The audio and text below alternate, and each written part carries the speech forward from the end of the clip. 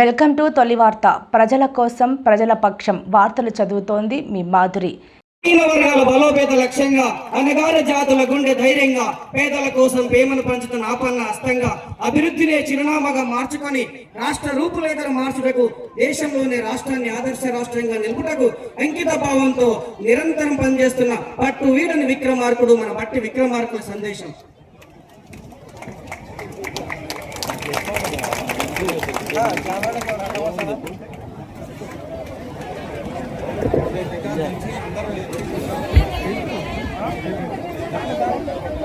సభాధ్యక్షులు సోదరులు స్థానిక శాసనసభ్యులు మధుసూదన్ రెడ్డి గారికి, అలాగే రాష్ట్ర ప్రభుత్వ అభివృద్ధి కార్యక్రమాలు ఆర్థిక అంశాలను కూడా చక్కగా వివరించినటువంటి గౌరవ రాష్ట్ర మంత్రివర్యులు శ్రీ జూపల్లి కృష్ణారావు గారికి, సోదర గౌరవ శాసనసభ్యులు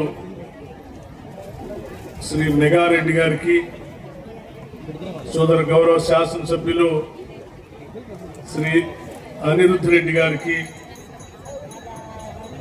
అట్లాగే గౌరవ రాష్ట్ర ప్రభుత్వ chairman state minority corporation Shri Ubedulla Kotwal గారికి,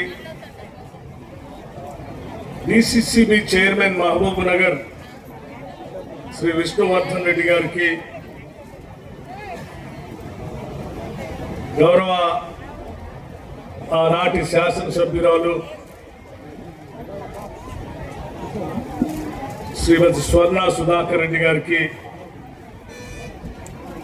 అట్లాగే వేదిక మీద ఉన్నటువంటి ఇతర ప్రభుత్వ సంబంధించినటువంటి ప్రజాప్రతినిధులకి, అధికారులకి, ముఖ్యంగా ట్రాన్స్కో సిఎండి, డిస్కమ్ ఎస్పీడీసీఎల్ సంబంధించిన సిఎండి గారికి, జిల్లా కలెక్టర్ గారికి, ఇతర ఉన్నతాధికారులందరికీ కూడా, ఇంకా వేదిక మీద ఉన్నటువంటి స్నేహితులకి అందరికీ, ఎదురుగా కూర్చున్నటువంటి అనేక గ్రామాల నుంచి ఈ కార్యక్రమంలో పాల్పంచుకొని సందేశాన్ని తిరిగి గ్రామాల్లోకి తీసుకువెళ్ళటానికి చేసినటువంటి నాయకులందరికీ, సోదరీమణులందరికీ, పాత్రికేయ మిత్రులందరికీ కూడా ముందుగా నా హృదయపూర్వకమైనటువంటి నమస్కారం. శ్రీ మహబూబ్నగర్ జిల్లాలో కొంత వెనుకబడి ఉన్నటువంటి శాసనసభ నియోజకవర్గం, గుట్టలు నిపించేటువంటి మీ శాసనసభ్యుడు, అట్లాగే ఈ జిల్లా ప్రజల ఆకాంక్షలు తీర్చాలని, ఈ జిల్లా అభివృద్ధిని రాష్ట్రంలోనే ఉరుకులు పెట్టించాలని రాష్ట్ర ప్రభుత్వ అధినేత, ఈ రాష్ట్ర ప్రభుత్వ ముఖ్యమంత్రి, పాలమూరు జిల్లా బిడ్డ శ్రీ రేవంత్ రెడ్డి గారు, అట్లాగే ఈ ప్రాంతం నుంచి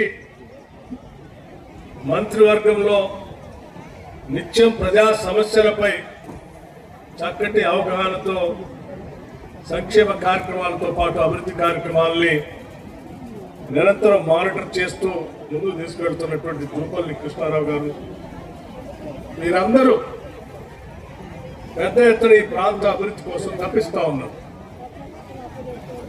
అందుకే ఈరోజు కేవలం ఒక్క శాసనసభ నియోజకవర్గంలోనే,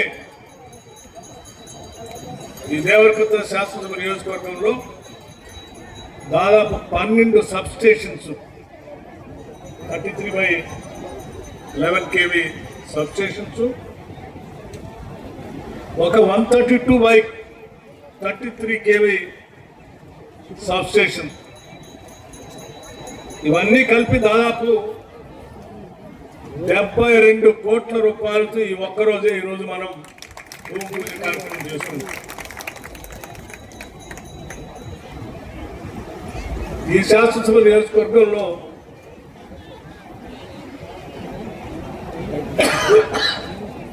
అటు వ్యవసాయానికి కానీ గృహ అవసరాలకు కానీ ఎటువంటి ఇబ్బంది లేనటువంటి విద్యుత్ వ్యవస్థను అందించాలనేటువంటి తపనతోనే మీ శాసనసభ్యుడు శాఖ నా దగ్గర ఉంది, నా దగ్గర కూర్చొని తప్పనిసరిగా శాంక్షన్ చేయాల్సిందే అని చెప్పి పట్టుబట్టి మరీ శాంక్షన్ చేయించుకొని తీసుకొని వచ్చి ఈరోజు భూమి పూజ కార్యక్రమం చేయించాడు.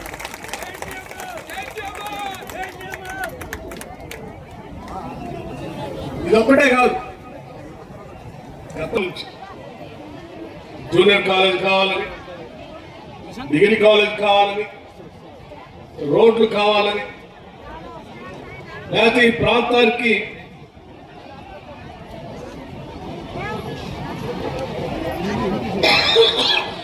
పాలమూరు రంగారెడ్డికి సంబంధించినటువంటి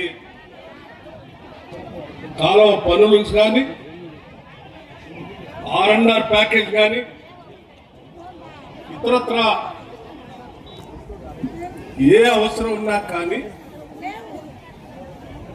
నిద్రపోకుండా వెంటబడి ఆ పనులన్నీ శాంక్షన్ చేయించుకొని తెచ్చుకున్నటువంటి శాసనసభ్యుడు మీ అందరికీ దొరకటం నిజంగా ఈ శాసనసభ నియోజకవర్గ అదృష్టంగా నేను భావిస్తున్నాను.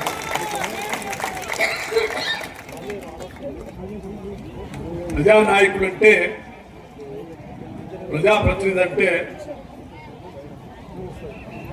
ప్రజల ఓట్లతో శాసనసభ్యుడిగా గెలిచి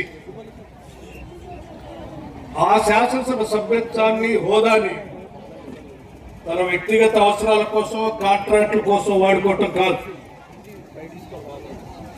ప్రజల ఓట్లతో గెలిచినటువంటి ప్రజాప్రతినిధి ప్రజల అవసరాలు తీర్చడం కోసం, వారి ఆకాంక్షల్ని, అవసరాలని దృష్టిలో పెట్టుకొని నిత్యం 5 సంవత్సరాలు వాళ్ళ గురించి తప్పిస్తూ వాళ్ళకి కావాల్సిన పనులు చేసేటువంటి వ్యక్తే నిజమైనటువంటి ప్రజాప్రతినిధి, ప్రజానాయకుడు. వ్యాపారం చేసుకోవటానికి, కాంట్రాక్టులు చేసుకోవటానికి ప్రజాప్రతినిధి కావాల్సిన అవసరం లేదు, శాసనసభ్యుడు కావాల్సిన అవసరం లేదు. ప్రతి ఓటు చాలా విలువైనది. నా ఓటు నా అవసరం తీర్చేటట్టుగా ఉండాలి. నా అవసరాలు తీర్చడానికి నాకై నేనుగా రాష్ట్ర రాజధాని వరకు వెళ్ళి నా సమస్యలు చెప్పుకొని నిధులు తెచ్చుకోలేను. కాబట్టి మా అందరి తరఫున ఒక ప్రజాప్రతినిధిని మా ఓటుతో శాసనసభకు పంపిస్తా ఉన్నాం. మా గొంతుకై శాసనసభలో మాట్లాడాలి, ప్రభుత్వానికి ప్రతినిధిగా ఉండి మా సమస్యలు తీర్చాలి అనేటువంటి తపన ఉన్నటువంటి వ్యక్తే నిజమైనటువంటి ప్రజాప్రతినిధి. అటువంటి ప్రతినిధిని మీరు ఎన్నుకున్నందుకు మీ అందరికి కూడా నేను అభినందనలు తెలియజేస్తాను. అలాగే ఉండాలి. అలా ఉన్నప్పుడే ప్రజాస్వామ్యానికి విలువ, మన ఓటుకు కూడా విలువ. ఈ ప్రభుత్వం పీపుల్స్ గవర్నమెంట్, ప్రజాప్రభుత్వం. ప్రజల ఆశలు, ఆకాంక్షలే ప్రభుత్వం యొక్క అజెండా. ప్రజల అవసరాలే మా ముందున్నటువంటి లక్ష్యం. లక్ష్యాలని తీర్చడం కోసం చట్టాలుగా మార్చి ఆ చట్టాలని అమలు చేయటమే మా పని. వాళ్ళ పాలమూరు జిల్లాకు సంబంధించి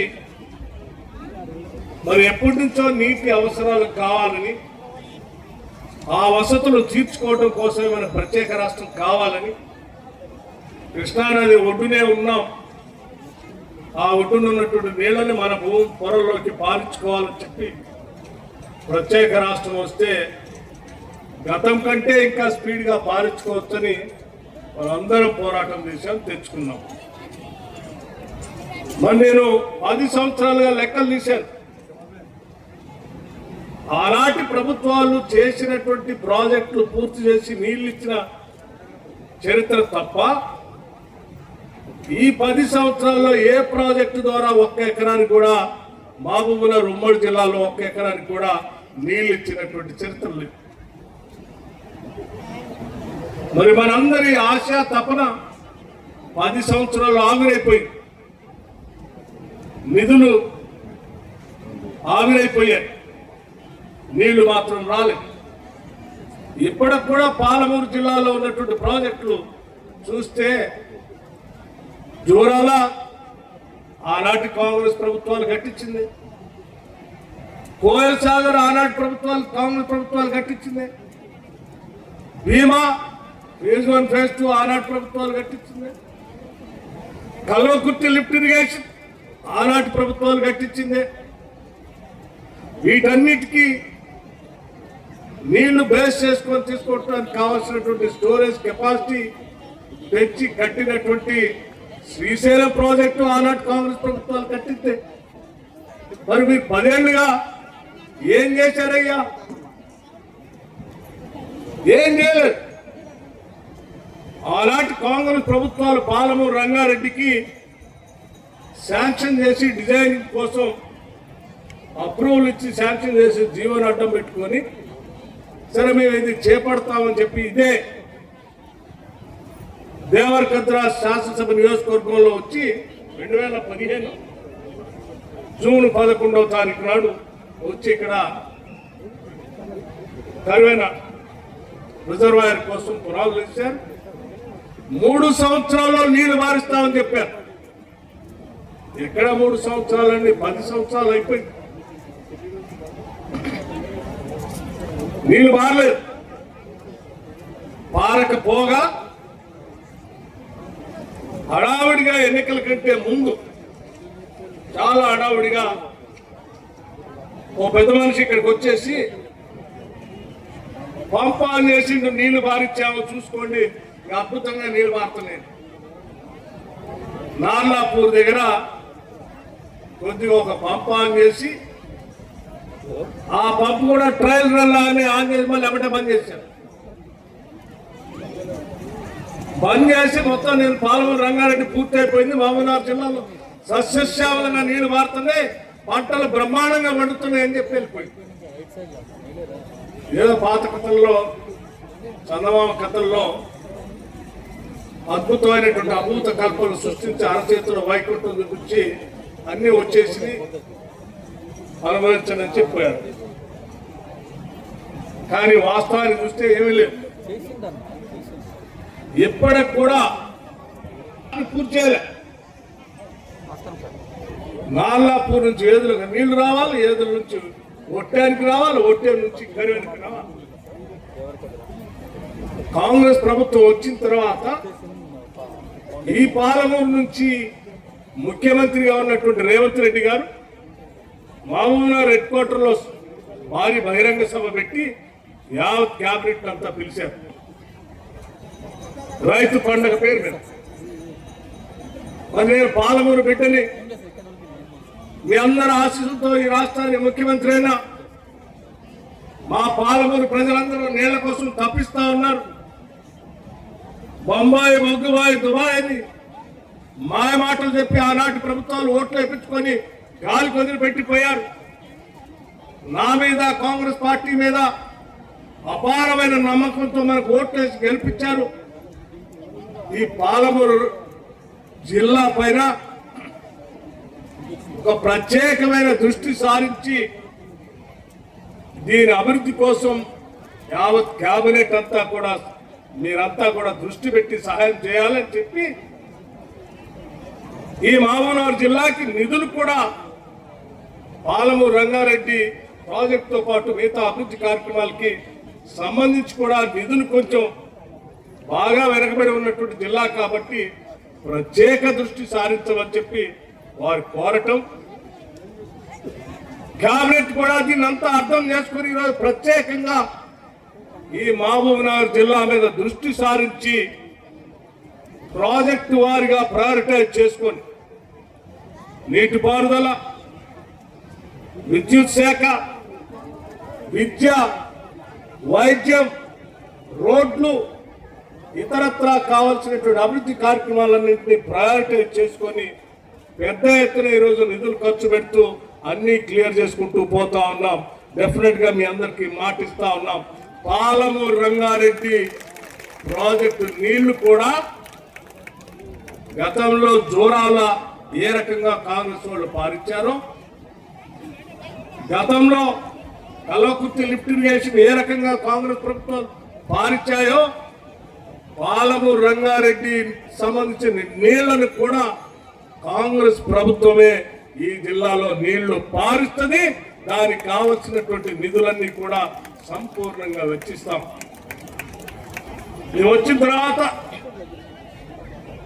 దీన్ని రివ్యూ చేయటమే కాదు, ఎక్కడెక్కడైతే ల్యాండ్ అక్విజిషన్ కోసం, ఎక్కడెక్కడైతే ఆర్ఎల్ఆర్ ప్యాకేజ్ కోసం నిధులు అవసరం ఉన్నాయో వెంటనే ఆ నిధులన్నింటినీ రిలీజ్ చేసుకుంటూ ఇరిగేషన్ శాఖ మంత్రి ఉత్తమ్ కుమార్ రెడ్డి గారు ఇంజనీరింగ్ శాఖకి ఆదేశాలు ఇస్తూ వాటన్నిటిని క్లియర్ చేసుకుంటూ ప్రయారిటీ చేసుకుంటూ పోతా ఉన్నాం. ఇవాళ నాన్లాపూర్ ఏదుల మధ్యలో ఉన్నటువంటి ఆ గ్యాప్ ని అత్యంత ప్రాధాన్యతగా తీసుకొని ఇక్కడ ఉన్నటువంటి జిల్లా మంత్రి గారు జూపాలి కృష్ణారావు గారు, ఈ జిల్లా నుంచి ప్రాతినిధ్యం వహిస్తున్నటువంటి ముఖ్యమంత్రి రేవంత్ రెడ్డి గారు అందరూ కూర్చొని అర్జెంటుగా ప్రాధాన్యతగా దీన్ని నిధులు రిలీజ్ చేయాలి అని అంటే వెంటనే ఆర్థిక శాఖ దాని మీద దృష్టి సారించి దానికి కావాల్సిన నిధులు కూడా క్లియర్ చేశాం. పనులు స్పీడ్ గా మొదలవుతా ఉన్నాయి. అట్లాగే కింద ఉన్నటువంటి ఉద్దండాపూర్ సంబంధించిన ఆర్ఎన్ఆర్ ప్యాకేజ్ సంబంధించి 70 కోట్లు అవసరం ఉన్నాయంటే వెంటనే వాటిని రిలీజ్ చేశాం. భవిష్యత్తులో ఇంకా కొద్దిగా ఆర్ఎన్ఆర్ ప్యాకేజ్ సంబంధించి నిధులు అవసరం ఉన్నాయంటే వాటిని కూడా రిలీజ్ చేస్తా ఉన్నాం. తప్పనిసరిగా పాలమూరు రంగారెడ్డి కృష్ణానది నీళ్ళని పాలమూరు జిల్లాలో పూర్తి స్థాయిలో పారిస్తాం. అనుకున్న లక్ష్యాలను నెరవేరుస్తాం. మీ కళలు నెరవేరుస్తాం. మహబూబ్నగర్ జిల్లా సస్యశ్యామలంగా ఉండేటట్టుగా చేసే బాధ్యత నేను తీసుకున్నామని ఈ సందర్భంగా చెప్పటమే మా బాధ్యతగా భావించి చెప్తా ఉన్నా. మిత్రులారా, మరొక విషయం కూడా నేను చెప్పదలుచుకున్నాను. నీటి పారుదలకు సంబంధించి మేము ఎంత పెద్ద ఎత్తున సీరియస్ గా ఉన్నామనంటే ఎప్పుడో మొదలుపెట్టినటువంటి శంకర్ సముద్రం సంబంధించినటువంటి లిఫ్ట్ ఇరిగేషన్, శంకర్ సముద్రానికి సంబంధించి ఉన్నటువంటి ప్రాజెక్టు సంబంధించి ఆర్ఎన్ఆర్ ప్యాకేజ్ 33 crores పెండింగ్ ఉన్నాయని మిత్రుడు మీ శాసనసభ్యుడు సోదరుడు మధుసూదన్ రెడ్డి గారు చెప్తా ఉన్నారు. తప్పనిసరిగా ఈ శంకర్ సముద్ర ప్రాజెక్టు సంబంధించి నిధుల్ని ప్రయారిటైజ్ చేసుకొని విడుదల చేస్తామని కూడా ఈ సందర్భంగా మీ అందరూ చెప్తాం. అట్లాగే చౌదరపల్లి లిఫ్ట్ ఇరిగేషన్ సంబంధించి ఈ స్కీమ్ ఎప్పటి నుంచో పెండింగ్ ఉంది. ఇక్కడ ఈ చౌదరపల్లి లిఫ్ట్ ఇరిగేషన్ కూడా మా శాసనసభ నియోజకవర్గానికి చాలా అత్యవసరమైంది. వెంటనే పూర్తి చేయాలని అంటే తప్పనిసరిగా ఈ చౌదరపల్లి లిఫ్ట్ ఇరిగేషన్ సంబంధించి కూడా ఆర్థిక పరమైనటువంటి అనుమతులు త్వరలోనే ఇస్తామని చెప్పి కూడా మీ అందరికీ నేను మనవి చేస్తా ఉన్నాను. దాదాపు 20,000 ఎకరాలు పెద్ద ఎత్తున మారుతాయని చెప్తున్నా. తప్పనిసరిగా సాగులో తీసుకురావడానికి అవకాశం ఉన్న ఈ ప్రాజెక్ట్ క్లియర్ చేస్తాం. అట్లాగే మిత్రులారా, ఈ శాసనసభ నియోజకవర్గంలో మనకున్నటువంటి ఆర్థిక పరిస్థితుల గురించి నేను ప్రత్యేకంగా చెప్పాల్సినటువంటి అవసరం లేదు. ఒక విషయం మాత్రం నేను చాలా స్పష్టంగా చెప్పదలుచుకున్నాను. ఆనాటి ప్రభుత్వాలు మొదలుపెట్టినటువంటి ఏ సంక్షేమ కార్యక్రమాన్ని కూడా మేము ఆపలేం. అది కళ్యాణ లక్ష్మి కావచ్చు, షాదీ ముబారక్ కావచ్చు, లేకపోతే ఇతరత్ర కార్యక్రమాలు ఇంకేం లేవు, ఈ 2 తప్ప. కానీ మేము వచ్చిన తర్వాత ఆ 2 కొనసాగిస్తూ కూడా ఇవాళ ఇందిరమ్మ ఇల్లు ఇస్తా ఉన్నాం. ఒక్కొక్క ఇంటికి 5 లక్షల రూపాయలతో ఇల్లు ఇస్తా ఉన్నాం. 3,500 ఇళ్ళు ఒక్కొక్క శాసనసభ నియోజకవర్గానికి శాంక్షన్ చేస్తా ఉన్నాం. రాష్ట్ర వ్యాప్తంగా 4,50,000 ఇళ్ళని మొదటి సంవత్సరం ఒకటేసారి 22,500 కోట్ల రూపాయలతో శాంక్షన్ చేస్తా ఉన్నాము. ఇది పేదల కోసం, ఇల్లు లేని ప్రజానికం కోసం ఈ రాష్ట్ర ప్రభుత్వం హృదయంతో ఆలోచించి తీసుకున్న నిర్ణయం. అలాగే రాష్ట్ర వ్యాప్తంగా ఉన్నటువంటి రైతాంగ సోదరులు పంటలు పండించేటువంటి కార్యక్రమంలో భాగంగా దాదాపు 29 లక్షల పంప్ సెట్లు ఉంటే, అగ్రికల్చర్ పంప్ సెట్లు ఉంటే దాదాపు 12,500 కోట్ల రూపాయలు ప్రతి సంవత్సరం రైతుల పక్షాన కరెంటు శాఖకి 12,500 కోట్ల రూపాయలు కడతా ఉన్నాం మీ అందరి తరఫున. అది కాకుండా రాష్ట్ర వ్యాప్తంగా ఉన్నటువంటి పేద మధ్యతరగతి కుటుంబాలకు సంబంధించి 200 యూనిట్ లోపులో కరెంటు వాడితే వాళ్ళకు ఉచితంగా కరెంట్ ఇద్దాం, బిల్లు వసూలు చేయొద్దని చెప్పి ఆ బిల్లు కట్టేటువంటి డబ్బులు వాళ్లే ఉంచుకుంటే ఆ కుటుంబానికి ఎంతో కొంత ఉపయోగపడుతుంది, వాళ్ళకే ఉండేటట్టుగా చేద్దామని రాష్ట్ర ప్రభుత్వం ఆలోచన చేసి దాదాపు 50 లక్షల కుటుంబాలు ఈరోజు 200 యూనిట్ లోపల కరెంటుని ఉచితంగా సంవత్సరానికి 2,000 కోట్ల రూపాయలు కడతా ఉన్నాం మీ అందరి తరఫున కరెంటు శాఖ. కేవలం దేవరకద్ర శాసనసభ నియోజకవర్గంలో 63,226 కనెక్షన్స్ ఉంటే, గృహ అవసరాలకు సంబంధించిన కనెక్షన్స్ ఉంటే 45,155 మందికి 45,155 మందికి గృహ జ్యోతి కింద 200 యూనిట్ లోపల ఉచితంగా కరెంట్ ఇస్తా ఉన్నాం. 45,155 కుటుంబాలు 71%, 71% అంటే ఈ నియోజకవర్గంలో ఉన్నట్టు 71% ప్రజలు కుటుంబాలు వాళ్ళ కరెంటు బిల్లు కట్టట్లో ఉచితంగా కరెంట్ ఇస్తా ఉన్నాం. ఒకసారి ఆలోచించేయండి, మరి 71% ఉచితంగా ఇచ్చే కరెంటు ఆ 10 సంవత్సరాలు కూడా ఇవ్వచ్చు కదా, ఎందుకు ఇలా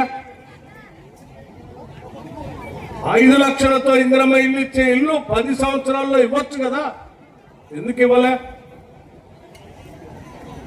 పాలమూరు రంగారెడ్డి కోసం ఈరోజు ల్యాండ్ అక్విజిషన్ కోసం ఇస్తున్నట్టు డబ్బులు కానీ కాలువ పనులకు కానీ మరి మేము ఇస్తున్నాం, క్లియర్ చేపిస్తున్నాం, ఆ రోజు ఎందుకు చేయలే? అలాగే రాష్ట్ర వ్యాప్తంగా ఉన్నటువంటి మహిళలందరూ ఇవాళ ఉచితంగా బస్సులో టికెట్ లేకుండా ప్రయాణం చేసేటువంటి వసతి మనం కల్పించాం. రాష్ట్ర వ్యాప్తంగా ఉన్న మహిళలందరూ ఎవరు టికెట్ తీసుకోవాల్సిన అవసరం లేదు, ఆ టికెట్ సంబంధించిన డబ్బులన్నీ మీ తరఫున రాష్ట్ర ప్రభుత్వమే ఆర్టీసీకి డబ్బులు కడతా ఉంది. మరి ఈ మహిళలు అప్పుడు కూడా ఉన్నారు కదా, వాళ్ళు ఎందుకు ఇవ్వలేదు? అదేవిధంగా రాష్ట్ర వ్యాప్తంగా సగ జనాభా ఉన్న మహిళలు ఇవాళ డ్వాక్రా సంఘాల్లో ఉంటే 21,000 కోట్ల రూపాయలు వడ్డీ లేని రుణాలు వాళ్ళకి ఇస్తా ఉన్నాం. 21,000 కోట్ల రూపాయల సంవత్సరానికి వడ్డీ లేని రుణాలు మహిళలకు ఇస్తా ఉన్నాం అంటే 5 ఏళ్లలో 1,00,000 కోట్ల రూపాయలు వాళ్ళకి ఇవ్వాలనేటువంటి లక్ష్యంతో ముందుకు పోతా ఉన్నాం. 1,00,000 కోట్లు మహిళలకి వడ్డీ లేని రుణాలు ఇవ్వటం మామూలు విషయం కాదు. మరి మీరు 10 సంవత్సరాలు పాలన చేశారే, ఎందుకు ఆలోచన చేయలేదు మహిళల గురించి? ఇవాళ ఇదే శాసనసభ నియోజకవర్గంలో young India integrated residential school అని 200 కోట్ల రూపాయలతో శాంక్షన్ చేశాం. బహుశా భూమి పూజ కూడా కార్యక్రమం కూడా అయిపోయి ఉంటుంది. 100 శాసనసభ నియోజకవర్గాల్లో దాదాపు 20,000 కోట్ల రూపాయలతో 20,000 crores 20,000 కోట్ల రూపాయలతో ఈ రాష్ట్రంలో ఉన్న పేద బడుగు బలహీన వర్గాలకు సంబంధించిన పిల్లలు చదువుకోవటానికి ప్రపంచ స్థాయిలో ఉండేటువంటి పాఠశాలను నిర్మించి పూర్తిగా ఇంగ్లీష్ మీడియంలో పాఠాలు చెప్పి అన్ని వసతులు ఉండేటట్టుగా ఏర్పాటు చేసుకొని ముందు పోతాం. ఈ తెలంగాణ బిడ్డలు 10 ఏళ్ళు మీకు కనపడలేదా? రాష్ట్ర వ్యాప్తంగా ఉన్నటువంటి రెసిడెన్షియల్ పాఠశాలలు పిల్లలు చదువుకుంటూ ఉంటే వాళ్ళ పెట్టే ఆహారం 10 ఏళ్ళు వాటి రేట్లు పెంచలేదు. ప్రభుత్వం రాగానే 40% డైట్ ఛార్జెస్ పెంచాం, 200% కాస్మెటిక్ ఛార్జెస్ పెంచాం. తద్వారా ఇవాళ కడుపు నిండా వాళ్ళు అన్నం తినగలుగుతున్నారు, బాగా చదువుకోగలుగుతున్నారు, చదువు మీద దృష్టి పెట్టగలుగుతున్నారు. 10 ఏళ్ళు తెలంగాణ బిడ్డలే కదా, ఏ ఒక్కరోజైనా వాళ్ళ గురించి ఆలోచన చేశారా? చేయలేదే. నీళ్లతో పాటు ఉద్యోగాలు కావాలని మనం ఈ రాష్ట్రాన్ని తెచ్చుకున్నాం. ఇంటికో ఉద్యోగం అన్నాం. ఎవరికైనా ఉద్యోగం ఇచ్చావా? ప్రభుత్వం రాగానే కేవలం సంవత్సర కాలంలో 56,000 మందికి ప్రభుత్వ ఉద్యోగాల నియామక పత్రాలు అందించాం. ఇంకొక 30,000 ఉద్యోగాలు ప్రాసెస్ లో ఉన్నాయి. నిరుద్యోగ యువతి యువకుల కోసం ప్రభుత్వ ఉద్యోగాలే కాదు, వాళ్ళ స్వంతంగా వాళ్ళ కాళ్ళ మీద కూడా నిలబట్టాలి. రాష్ట్ర ప్రభుత్వం నుంచి దాదాపు 8,000 కోట్ల రూపాయలతో రాజీవ్ యువ వికాసం అని పెట్టి ముందుకు తీసుకొని పోతున్నాం. వాళ్ళందరికీ సెల్ఫ్ ఎంప్లాయ్మెంట్ స్కీమ్ చేయబోతున్నాం. 10 ఏళ్ళు మరి రాష్ట్రంలో ఉన్నటువంటి నిరుద్యోగ యువతి యువకుల గురించి ఒక్కరోజైనా ఆలోచన చేశారా మీరు? చేయలేదే. ఏమీ చేయకుండా రాష్ట్రం మీద పడి దొంగలు పడ్డట్టు అన్ని కాడికి దోపిడీ చేస్తుంది. దేయాల్లాగా వికటాటాస్తం చేస్తుంది. రాష్ట్రాన్ని పట్టి పీడిస్తుంది. ఇప్పుడే కదా కొద్దిగా బయటపడి రాష్ట్ర ఆర్థిక పరిస్థితిని ఘాట్లో పెట్టి, పాలనా యంత్రాంగం ఘాట్లో పెట్టి, ప్రజల అవసరాలను గుర్తించి వాళ్ళకు కావాల్సిన సంక్షేమ కార్యక్రమాలు తీసుకొని ముందుకు పోతా ఉంటే సంవత్సరం తిరగక ముందే మళ్ళీ బయటకు వచ్చి అయ్యో ఏదో అన్యాయం అయిపోయిందని మొసలు కన్నీరు గారుస్తా ఉన్నారు. ఎవరికి అన్యాయం అయింది? ప్రజలకు అన్యాయం అయిందా? మీకు అన్యాయం అయిందా? నష్టపోయిన ప్రజలకి ఈరోజు మేలు జరుగుతూ ఉంటే నిజంగా తెలంగాణ ప్రాంతం పైన రాష్ట్రం పైన ఎవరికైనా వేసమెత్తైన ప్రేమ ఉంటే జరుగుతున్న సంక్షేమ కార్యక్రమాలను చూసి అభినందించాలి. రాష్ట్ర సంపద ప్రజలకే పంచుతూ ఉన్నారు, పాలకులు దోపిడీ చేయట్లేదని చెప్పి అభినందించి ఇంకా 10 కాలాల పాటు ఉండాలని ఆశీర్వదిస్తారు. ఇప్పుడే జూపల్లి గారు చెప్పారు ఇందాక, ఈ రాష్ట్ర వ్యాప్తంగా ఉన్నటువంటి గిరిజన కుటుంబాలు ఆనాటి కాంగ్రెస్ ప్రభుత్వాలు ఇచ్చినటువంటి ఫారెస్ట్ రైట్స్ యాక్ట్ ద్వారా వచ్చినటువంటి భూములు దాదాపు 6,70,000 ఎకరాలు గిరిజన రైతుల కుటుంబాలకు అడవిలో భూములు పంచితే 10 సంవత్సరాలు సాగు చేసుకునేలేమి. సాగు చేసుకుందామని పోతే కరెంటు కనెక్షన్ లేదు. పోని వాళ్లే సొంతంగా ఏదైనా బోర్ వేసుకొని చేసుకుని పంట జొన్నలో మొక్కజొన్న పండించుకుందామనంటే ఆ వేసుకున్న జొన్నల్ని వాళ్ళ కళ్ళ ముందు ట్రాక్టర్లతో తొక్కిస్తుంది, బుల్డోజర్లతో తొక్కి తీసేస్తుంది. తట్టుకోలేక పాపం ఆ గిరిజన కుటుంబాలు అడ్డం పోతే ఆడవాళ్ళని కూడా చూడకుండా తీసుకుపోయి చెట్టు కట్టేసి కొట్టేస్తుంది. వాళ్ళు తెలంగాణ బిడ్డలు కాదా? ఈ రాష్ట్రంలో పుట్టినటువంటి మన బిడ్డలే కదా, వాళ్ళ అభివృద్ధి కూడా మన అభివృద్ధి కదా. అందరూ అభివృద్ధి చెందితేనే తెలంగాణ అభివృద్ధి చెందినట్టు కదా. అందుకే ఈ ప్రభుత్వం మనసు పెట్టి ఆలోచన చేసి ఇందిరా సవర గిరి జల వికాసం అని 12,500 కోట్ల రూపాయలతో ఈరోజు 6,70,000 ఎకరాలకి సోలార్ పవర్ ఇవ్వటమే కాదు, వాళ్ళ భూమి సాగు చేసుకోవడానికి కావాల్సిన నిధులు బోర్వెల్ వేసి సోలార్ పంప్ పెట్టి డ్రిప్ ఇరిగేషన్ ఇచ్చి స్ప్రింక్లర్స్ ఇచ్చి వాళ్ళు హార్టికల్చర్తో పెద్ద పెద్ద పంటలు ఉద్యానవనాలు వేసుకొని పండించుకోవడానికి కావాల్సిన ఆవకాడో లాంటి ప్లాంటేషన్ కూడా, పామాయిల్ లాంటి ప్లాంటేషన్ కూడా ఉచితంగా ఇచ్చి వాళ్ళందరినీ ఈరోజు అభివృద్ధి చేస్తా ఉన్నాం. అది కదా నిజమైనటువంటి ప్రజల కోసం ఆలోచన చేసేది. ఇటువంటి పథకాలన్నీ పెట్టి ప్రజల కోసం పనిచేస్తూ ఉంటే తట్టుకోలేనటువంటి ఆనాటి పాలకులు బయటకు వచ్చి ఈరోజు మాట్లాడుతూ ఉంటే నిజంగా ఒక్కొక్కసారి వాళ్ళ స్టేట్మెంట్ చూస్తూ ఉంటే నవ్వాలో ఏడవాలో కూడా అర్థం కావట్లేదు. చెప్పిందే చెప్పి లేనిది ఉన్నట్టుగా ఉన్నది లేనట్టుగా భ్రమను కల్పించి ప్రజల్ని తప్పుగా పట్టించాలనేటువంటి ప్రయత్నం మరొకసారి చేయడం కోసం తాపత్రయపడతా ఉన్నారు. కానీ వాస్తవాలు వాళ్ళ ఇంట్లో ఉన్నటువంటి సభ్యులే బయటికి చెప్తా ఉన్నారు. వీళ్ళకి ఎవరికి ప్రజల మీద లేదు, వాళ్ళకి ఏం కావాలో తప్పన వాళ్ళకి కోసమే తప్పిస్తా ఉన్నారు. అందుకే నిజమైనటువంటి ప్రజాస్వామ్యాన్ని నిలబెట్టడానికి ప్రజల పక్షాన తెచ్చుకున్న రాష్ట్ర నిధుల్ని ప్రజలకే పంచడం కోసం పీపుల్స్ గవర్నమెంట్ ఈరోజు ప్రజాప్రభుత్వం ఈ రాష్ట్ర ముఖ్యమంత్రి రేవంత్ రెడ్డి గారి నాయకత్వంలో యావత్ కేబినెట్, నేను కానీ జూపల్లి కృష్ణారావు గారు కానీ లేకపోతే మంత్రివర్గంలో ఉన్నటువంటి సహచర మంత్రివర్గ సభ్యులందరూ కానీ శాసనసభ్యులు కానీ అందరూ ఒకటే లక్ష్యం, తెలంగాణ కేవలం ఈ దేశంలో ఉన్న రాష్ట్రాలతో కాదు ప్రపంచంతో పోటీ పడేటట్టుగా ఈ రాష్ట్రాన్ని అభివృద్ధి చేయాలి, ముందుకు తీసుకొని పోవాలి. తెలంగాణ రైజింగ్, తెలంగాణ మోడల్ అని ఈరోజు దేశం కూడా కాదు ప్రపంచం కూడా మనకెళ్ళి చూడాలనేటువంటి ఆలోచనతో ఈరోజు పాలన అందిస్తూ ఉన్నాం.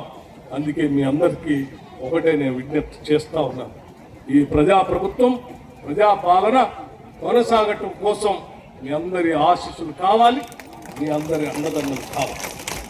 మీ ప్రేమ మీ ఆశీస్సులు తప్పనిసరిగా మా అమ్మ ఇంకా పెద్ద ఎత్తున ప్రజల కోసం పనిచేసే పథకాలు తీసుకురావడం కోసం ఉపయోగపడుతుందని చెప్పి మీ అందరికీ నేను సవినయంగా మనవి చేస్తూ ఈ దేవరకద్ర శాసనసభ నియోజకవర్గ అభివృద్ధిలో భాగస్వామి కావడం కోసం నన్ను ఇక్కడ పిలిచినందుకు ఈ శాసనసభ్యుడిని మీ అందరికీ మరొకసారి నా హృదయపూర్వకమైనటువంటి ధన్యవాదాలు తెలియజేస్తూ భవిష్యత్తులో మీకు ఎటువంటి కరెంటు సమస్యలు లేకుండా చూసే బాధ్యత తీసుకున్నాం ఈ కార్యక్రమం ద్వారా అని చెప్పి మీ అందరికీ మరొకసారి అభినందనలు తెలియజేస్తూ ముగిస్తా ఉన్నాను.